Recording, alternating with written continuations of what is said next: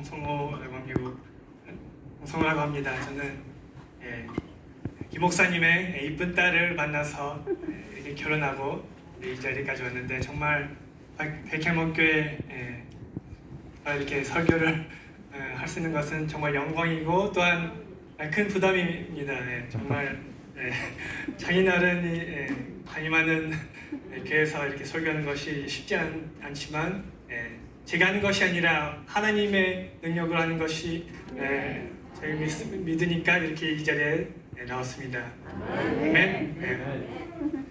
제가 캘리포니아 산마테오, 샌프란시스코 지역의 산마테오 도시의 새누리 선교교회 여기 청소년 담당으로 사역을 하고 있습니다. 저기 그 교회에서 이제 사역한 지 7년 정도 됐고요. 여기서 이제 저희 아내와 이제 이쁜 딸과 함께 잘 사역하고 또 잘 지내고 있습니다. 정말 제가 애를 위해서 계속 기도해 주셔서 너무 감사합니다. 먼저 말씀 듣기 전에 제가 먼저 한 번 더 기도하기 합니다. 같이 한 번 더 기도하겠습니다. 하나님 하나님 아버지, 정말 이 백향목교회를 너무나 사랑해 주시고 주님 큰 영광을 받아주셔서 감사합니다. 특별히 오늘 이 주일 예배를 허락하여 주시고 이 코로나 팬데믹 속에서도 주님의 백성을 불러주시고 이렇게 예배를 드릴 수 있게 해주셔서 정말 감사합니다. 주님 이 시간 주님의 말씀을 들으니 내 부족한 종을 사용하여 주시고 모두 주님의 말씀, 오직 주님의 말씀만 전파할 수 있도록 주님 함께 해주시고 듣는 저희들이 마음을 열고 주님 말씀을 받고 아멘으로 답할 수 있도록 주님 함께 해주시고 축복하여 주시옵소서. 모든 말씀 감사합니다. 예수님의 이름으로 기도했습니다. 아멘. 함께 읽은 말씀을 씨 뿌리는 자의 비유 또는 네 가지 땅에 떨어진 씨의 비유입니다. 오늘 본문을 통해 이 네 가지의 땅의 의미와 또 씨 뿌리는 자의 목적을 살펴보기 원합니다. 그리고 좋은 땅의 비결이 과연 무엇인지 함께 나누고자 합니다. 예수님께서 이 땅에 사역하실 때 영적인 진리를 가르치기 위해 여러 가지 비유로 우리들에게 말씀을 전했습니다. 예를 들어 잃어버린 양의 비유, 탕자의 비유, 겨자씨의 비유, 굿사마리탄의 비유 등등이 있습니다. 우리들이 쉽게 이해할 수 있게 예수님께서 일상생활에 익숙한 것들을 비유에 사용했습니다. 오늘의 비유도 그 당시 말씀을 듣는 사람들도 익숙한 장면이었습니다. 농사 짓는 것은 누구나 다 아는 내용이었습니다. 그래서 예수님이 어느 사람이 씨 뿌리러 나갔다고 하니 머리들은 쉽게 이해할 수 있었습니다. 특히 이 씨 뿌리는 자의 비유는 마태, 마가, 또 누가복음, 세복음서에 다 나옵니다. 그리고 마태복음 13장부터 보시면 예수님께서 여러 비유로 전했고 이 씨 뿌리는 자의 그 비유가 첫 번째였습니다. 첫 번째일수록 어떻게 보면 더 중요할 수도 있다고 봅니다. 다 아시는 내용이겠지만 제가 다시 이 비유를 설명하겠습니다. 어떤 사람이 큰 주머니에 씨를 많이 갖고 있었는데 그 씨를 다 뿌리러 나갔습니다. 씨를 뿌리다가 어떤 씨는 그냥 길가에 떨어졌어요. 그래서 새들이 와서 그 씨를 먹어버렸죠. 또 가다가 어떤 씨는 돌밭에 떨어지고 그 흙이 깊지 않아서 뿌리를 못 내고 메마가 버렸어요. 다른 씨는 가시떨기 위에 떨어져서 그 가시들이 기운을 먹어서 제대로 못 자랐습니다. 그리고 마지막으로 어떤 씨는 좋은 땅에 떨어져 30배, 또 60배, 혹은 100배의 열매를 맺었습니다. 제가 말씀했듯이 비유의 내용은 우리들에게 익숙했지만 그 의미를 잘 이해하지 못하는 사람이 많았습니다. 더구나 이 비유가 더 특별한 것은 예수님께서 직접 이 비유를 해석합니다. 그러므로 먼저 예수님께서 해석하신 말씀을 함께 보겠습니다. 마태복음 13장 18절에서 23절 말씀입니다. 마태복음 13장 18절에서 23절 말씀 제가 읽겠습니다. 모두 다 함께 읽겠습니다. 그런즉 씨 뿌리는 뿌리를 들으라. 아무나 천국 말씀을 듣고 깨닫지 못할 때는 악한 자가 와서 그 마음에 뿌려진 것을 빼앗느니 이는 곧 길에 뿌려진 것이 돌밭에 뿌려진 것은 말씀을 듣고 즉시 기쁨으로 받되 그 속에 뿌리가 없어 잠시 견디다가 말씀으로 말미암아 환난이나 박해가 일어날 때에는 곧 넘어지는 자요. 다시 떨기에 부러졌다는 것은 말씀을 들으나 세상의 염려와 재물의 유혹에 말씀에 막혀 결실을 하지 못하는 자요. 좋은 땅에 뿌려졌다는 것은 말씀을 듣고 깨닫는 자니 불실하여 어떤 것은 100배, 어떤 것은 60배, 어떤 것은 30배가 되느니라 하시더라. 어느 목사님이 성도들에게 다음 주 설교를 성경 광고를 했습니다. 여러분 다음 주에 거짓말에 대해서 설교하려고 합니다. 여러분들의 성경 말씀에 대한 이해를 돕고자 이번에는 예습 차원으로 다 같이 마가복음 17장을 꼭 읽어오시기 바랍니다 라고 하셨습니다.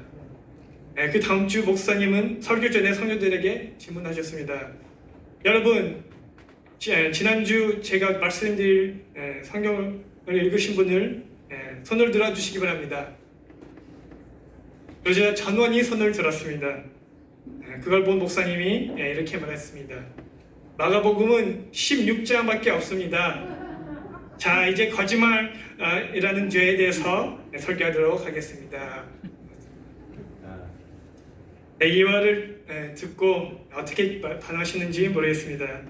웃길 수도 있고 아니면 전혀 웃기지도 않고 재미도 없다고 느낄 수도 있습니다. 하지만 여러분이 어떻게 반응하는지는 제가 통제할 수 없습니다. 다만 저는 이 예화를 잘 전달하고 여러분이 잘 받아들이도록 기다릴 수밖에 없습니다. 그렇습니다. 누구나 예화나 농담을 하면 그 듣는 사람이 다 이해하고 웃는 것이 이야기하는 사람의 목적입니다. 마찬가지로 오늘 씨 뿌리는 자의 비유는 하나님의 말씀을 어떻게 받아들이는지 예수님께서 이야기하고 있습니다. 그 당시의 문맥을 보면 예수님이 씨 뿌리는 자이고 씨는 천국의 말씀이고 이 비유를 듣는 무리들 중에 이 네 가지의 땅을 대표할 수 있습니다. 무리들 중에 이 네 가지 오늘로 이 말씀을 해석하면 누구나 복음을 전하는 사람이 씨 뿌리는 자입니다. 그리고 이 네 가지의 땅을 복음에 대한 다양한 반응이라고 볼 수 있습니다. 그럼 차근차근 이 네 가지의 땅을 하나씩 다 검토하겠습니다. 그럼 첫 번째 땅부터 보겠습니다. 4절을 다시 보시면 씨 조금이 길가에 떨어졌습니다. 이것은 굳은 땅입니다. 아마도 씨 뿌리는 사람이 이 밭에서 다른 밭으로 가다가 그 주머니에서 씨가 떨어진 것을 설명합니다. 그리고 그 길가에 떨어진 씨는 새들이 와서 먹어버렸습니다. 예수님의 설명을 다시 보시면 천국의 말씀을 듣고 깨닫지 못하는 사람들을 이야기하고 있습니다. 그리고 악한 자, 곧 사탄이 와서 그 마음에 뿌려진 것을 뺏는다고 말씀합니다. 이 씨는 결코 자랄 수 없는 씨였습니다. 따라서 마음이 굳은 사람은 하나님의 말씀을 받지 못한다는 사실입니다. 아마 여러분도 이런 사람들을 만났을 겁니다. 하나님 또는 예수님이 입에서 나오면 이미 듣기 싫고 거절하는 사람들이 있습니다. 전혀 복음에 관심이 없고 자기 인생을 멋대로 사는 사람들이 있어요. 제가 가끔씩 저희 청소년 학생들을 데리고 전도하러 나갈 때가 있습니다. 전도할 때 어쩌다 한번 이렇게 마음이 굳어 있는 사람을 만납니다. 일반 이야기를 나누면 괜찮지만 영적인 대화를 나누려고 할 때 자기는 듣기 싫다고 하면서 그냥 떠납니다. 여러분, 저희가 전도하면서 이런 사람들도 만납니다. 하지만 오늘 여기 계신 분들 중에 아무도 그런 굳은 마음이 없으시기 바랍니다. 네. 혹시나 굳은 마음이 있으시다면 지금 바로 회개하고 복음을 받을 수 있도록 마음을 열기 바랍니다. 두 번째 땅은 돌밭입니다. 여기는 흙이 깊지 않아서 싹이 나왔지만 뿌리가 없어서 말라버렸습니다. 20절에 예수님의 설명을 보시면 말씀을 듣고 즉시 기쁨으로 받는 사람을 상징하고 있으며 그 속에 뿌리가 없어서 잠시 견디다가 환란이나 박해가 오면 곧 넘어집니다. 이 사람들은 얕은 마음을 대표합니다. 지탱할 뿌리가 없어서 어떠한 역경이 오면 시들어버립니다. 제가 몇 년 전에 청소년 사역을 하면서 어느 남자 학생을 있었는데 그 학생은 부모를 따라 그냥 교회를 다녀왔지만 별로 관심이 없었어요. 그냥 농구하는 거랑 컴퓨터 게임 하는 것에 관심밖에 없었습니다. 하지만 그 친구가 부모가 강제로 멕시코 선교로 다녀왔는데 그 멕시코 선교 여행을 다녀온 후에 완전 바뀌었더라고요. 기타를 배워서 매일 자기 방에서 찬양하고 또 교회 잘 안 나오는 친구들을 연락하면서 교회 나오라고 하고 교회에서도 열심히 봉사도 하고 정말 놀랍게 변해서 모두가 당황했습니다. 그 부모님 자체 저한테 와서 아니 이렇게 변할 수가 있는지 정말 놀라서 저한테 물어봤습니다. 그렇게 한 2년 동안 잘 지내다가 갑자기 연락이 안 되고 교회 나오지 않겠다고 들었습니다. 무슨 일인지 제가 알아봤는데 그 친구가 다른 사람으로부터 상처를 받고 교회를 그만 다닌다고 했습니다. 좀 익숙한 장면 아닙니까? 이런 사람이 한두 번 나타난 것이 아니라 말입니다. 처음에는 하나님을 잘 믿고 교회를 열심히 섬기고 봉사하는 사람처럼 보이지만 시간이 지나갈수록 하나님의 말씀에 뿌리가 없어서 결코 넘어지고 교회를 떠난 경우가 있다는 것입니다. 여러분은 이런 뿌리가 없는 믿음이 아니라 하나님의 말씀과 성령으로 어떤 환난이나 핍박도 견뎌내는 기쁜 뿌리를 내리기를 예수님의 이름으로 축원합니다. 또 세 번째는 그다음 가시떨기 위에 떨어졌습니다. 그 가시들이 함께 자라서 기운을 막아버리고 열매를 맺지 못하게 합니다. 22절에 예수님의 설명을 보면 이렇게 나옵니다. 가시떨기에 뿌려졌다는 것은 말씀을 들으나 세상의 염려와 재물의 유혹에 말씀이 막혀 결실하지 못하는 자여. 가시들과 농작물이 같이 자라서 서로 경쟁하고 있다는 뜻입니다. 마음이 가득 차 있는 사람을 상징하고 있습니다. 하나님을 믿는다고 하면서 이 세상의 것들을 아직 사랑하고 재물을 사랑한다는 사람을 표현하고 있습니다. 하나님께서 가장 싫어하는 우상 숭배자를 말씀하고 있습니다. 하나님도 섬기고 이 세상에 있는 것들도 섬기고 돈과 명예와 권세를 좋아하는 사람입니다. 이런 사람도 또한 안타깝지만 교회에서 볼 수 있습니다. 저도 아직 젊은 편이지만 이런 사람 많이 보았습니다. 교회를 몇십 년 다니고 직분도 맡고 교회를 섬기기도 하지만 그 마음에는 우상들이 가득 차 있다는 것입니다. 하와이 백향목교회 성도님들 중에 이런 사람이 없길 바라지만 혹시나 이런 사람이 있다면 회개하시길 바랍니다. 모든 우상을 깨트려 버리고 오직 하나님만 섬기고 하나님만 경배하고 하나님만 예배하시기 바랍니다. 마지막으로 좋은 땅이 나옵니다. 좋은 땅은 100배 또한 60배 30배의 결실을 한다고 합니다. 예수님의 설명을 보시면 말씀을 듣고 깨닫는 자니라고 하셨습니다. 네, 여러분, 하나님 말씀을 듣고 깨달으면 결실해야 합니다. 열매를 맺어야 합니다. 좋은 땅은 유익하고 풍성한 수확을 나옵니다. 제가 목요일에 자활농장을 잠깐 방문했는데 정말 보기 좋았습니다. 50채의 창고하우스가 이제 생기고 또 염소들도 이제 많이 있고 이제 고구마도 심었다고 들었는데 이 좋은 땅처럼 30배 또는 60배, 100배의 결실을 맺기를 바랍니다. 말씀 정리하면 본문에 4가지의 땅이 나오지만 이 땅들을 2종류에 나눌 수 있습니다. 결실을 맺는 땅과 결실을 맺지 못하는 땅으로 갈라지는 것입니다. 씨 뿌리는 사람의 목적은 그 씨가 결실을 맺는 것입니다. 길가에 떨어지는 씨나 돌밭에 떨어진 씨, 가시떨기에 떨어진 씨는 상관없습니다. 상관 안 합니다. 그 버려진 씨를 보지 않고 오로지 열매 맺은 씨가 주목받습니다. 중요한 것은 여기 있습니다. 좋은 땅의 결실을 맺은 씨입니다. 이번 어떤 열매인지 본문에는 정확히 안 나오지만 제가 말씀드릴 수 있는 것은 바로 곱셈입니다.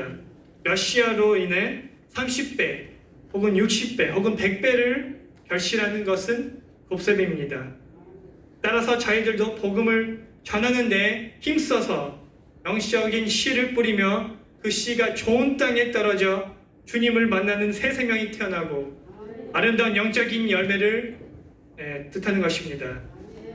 그러므로 여러분, 좋은 땅의 비결을 열매를 맺는 것입니다.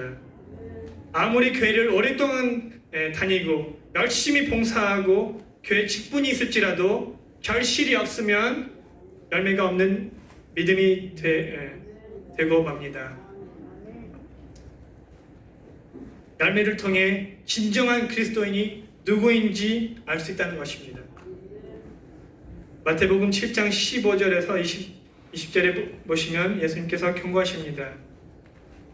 거짓 선지자들은 삼가라 양의 옷을 입고 너에게 나오나 속에는 노략질하는 일이라. 그들의 열매를 그들을 알지니 가시나무의 포도를 또는 어건키에서 무화과를 따겠느냐.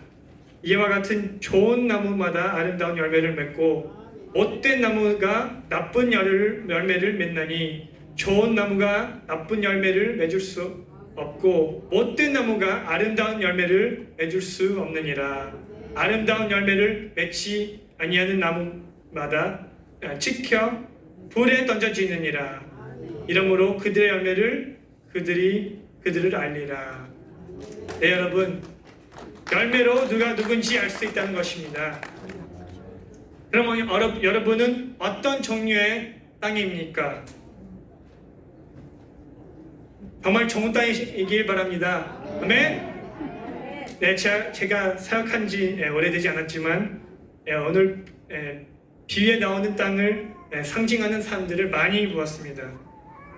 교회를 오래 다니고 또는 왔다 갔다 하는 사람들도 있고 이 교회 갔다가 저 교회 갔다가 무슨 쇼핑센터 가는 것처럼 이동하는 사람들도 있었고 또 하나님과 세상을 둘 다 품은 사람들도 있었습니다. 개인적으로 이런 사람들을 볼 때 정말 힘듭니다. 하나님의 말씀을 매주 듣는데도 변화가 없고 아니면 처음에만 잘 믿다가 나중에 교회를 아예 떠나는 사람들을 목격해서 정말 마음이 아픕니다. 어쩌면 그들의 마음이 굳어 있었고 또한 깊이가 없었고 또한 다른 것들로 가득 채워 있어서 그랬을 것입니다. 하지만 그 사람들도 다시 마음을 열어 하나님의 능력 있는 복음을 받고 성령을 체험하고 거듭나게 되길 간절히 바랍니다. 또한 오늘 여러분 중에 이 말씀을 듣고 아직 복음을 제대로 받지 못했으면 아니면 하나님과 이 세상의 것들 사이에 갈등 속에 살고 있다면 이 시간 하나님의 말씀을 받아시길 바랍니다. 지금까지 내 맘대로 내 뜻대로 살았지만 오직 하나님을 위해 살기 원한다라고 고백하며 회개하시기 바랍니다. 예수님께서 여러 번 경고를 하셨는데 잘 주의하시기 바랍니다. 마태복음 7장 21절에서 또 23절에 이렇게 말씀하셨습니다. 나더러 주여 주여 하는 자마다 다 천국에 들어갈 것이 아니요 다만 하늘에 계신 내 아버지의 뜻대로 행하는 자라야 들어가리라. 그날에 많은 사람이 나더러 이르되 주여 주여 주의 이름으로 선지자 노릇하며 주의 이름으로 귀신을 쫓아내며 주의 이름으로 많은 권능을 행하지 아니하였나이까 하리니 그때에 내가 그들에게 밝히 말하되 내가 너희를 도무지 알지 못하나니 불법을 행하는 자들아 내게서 떠나가라 하리라. 마지막 때는 이 두 종류로 갈라집니다. 열매를 맺는 땅과 열매를 맺지 못하는 땅입니다. 아무리 좋은 일을 많이 해도 그 마음에 다른 것으로 가득 채워 있으면 틀렸다는 것입니다. 그 반대로 좋은 믿음이 있다고 하면서 아무 일도 안 하면 이것도 참된 제자, 참된 나무가 아니라는 것입니다. 하나님의 말씀과 성령의 능력으로 살고 있는 여러분, 매일 주님 말씀 앞에 나가시고 깊게 뿌리를 내며 어떤 환난이나 시험이 있을지라도 견딜 수 있는 믿음으로 살아가시길 바랍니다. 그리고 건강한 나무처럼 열매를 맺고 또 더 많은 사람을 주님께로 인도하는 저와 여러분이 되시기를 예수님의 이름으로 축원합니다. 아멘. 다 함께 기도하시기 바랍니다.